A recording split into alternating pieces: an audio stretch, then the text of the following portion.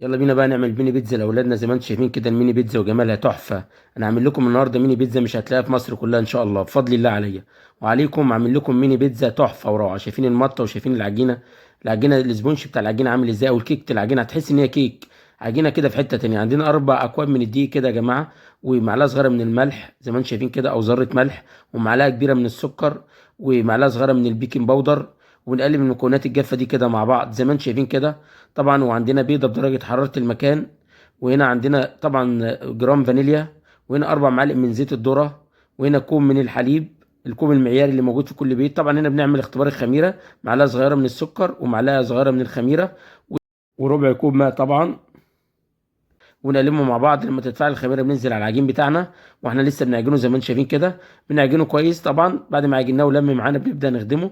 بننزل ب4 معالق من الزبده بتاعتنا عشان نخدم العجين، وناخد عجينه كده ايه مسامه كويس يا جماعه. وحته عجينه في حته تانية هتعمل ميني بيتزا في البيت ما شفتهاش حد بيعملها ولا تعرف تشتريها من بره، لانك هتعملها بيتي وحته ميني بيتزا تحفه لاولادنا، وهم يستاهلوا، اولادنا يستاهلوا. مع العام الدراسي الجديد كل سنه وانتم طيبين بقى. طبعا بنخدمها بقى لمده 3 4 دقائق. هنا بقى بنحط زبده تاني زي ما انتم شايفين، ونقلب الزبده بقى في العجين كده ونغطيها طبعا. تاخد معانا نص ساعه كده. العجينه هتتضاعف معانا وتخمر زي ما انتم شايفين كده نص ساعه بالظبط في مكان دافي كده.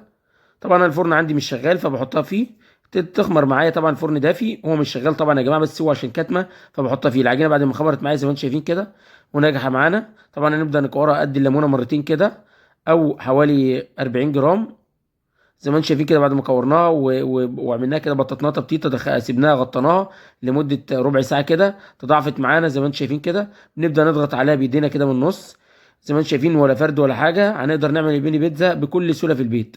طبعا عاملين شويه صلصه تحفه موجودين على القناه، وهنزل لكم لينك الصلصه بتاعنا في اول تعليق ان شاء الله على فيديو الميني بيتزا. هنزل لكم تحت في التعليقات فيديو الصلصه دي. صلصه بيتي يا جماعه، صلصه بيتي معموله بكام تكه كده تحفه بصراحه.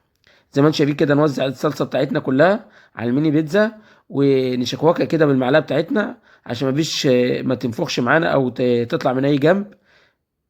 زي ما انتم شايفين ميني بيتزا تحفه. وهنبدا نحط الخضروات بتاعتنا طماطم، فلفل الوان اصفر او احمر، وعندنا طبعا زيتون شرايح. ولو حابب تحط تشيكن لحوم يعني او فراخ ميت، او اي حاجه عندكم تقدروا تحطوها. تونه تقدر تعملها بكذا طريقه. طبعا انت لو هتديها لاولادك المدرسه ما تحطش فيها طماطم طبعا عشان الطماطم بتريح بسرعه. تقدر تحط فلفل وزيتون ده فقط. طبعا هنا بنوزع الجبنه الموتزاريلا. الطماطم بتريح بسرعه يا جماعه، فبنحط خضروات فلفل اخضر فلفل الوان. والجبنه الموتزاريلا بعد ما وزعناها عندنا الفرن شغال فوق وتحت بتاخد معايا 7 دقائق طبعا. بشغل الفرن تحت على درجه حراره متوسطه وفوق عالي، بتاخد معايا 7 دقائق او برضو متوسطه شويه. في العليه في الاول وبعد كده بخليها على درجه حراره متوسطه. زي ما انتم شايفين الميني بيتزا تحفه طالعه روعه، مش هتلاقيها بره دي يا جماعه. هتعملها في البيت وبكام تكه اللي احنا عملناهم دول هتطلع معاك روعه تحفه. هي دي الميني بيتزا ولا بلاش. تابعيني يا ست الكل. وصلت معايا الفيديو هنا لحد هنا لايك وشير عشان نعمل وصفات كتير. صلي على الحبيب قلبك يطيب. هي دي الميني بيتزا، ميني بيتزا تحفه.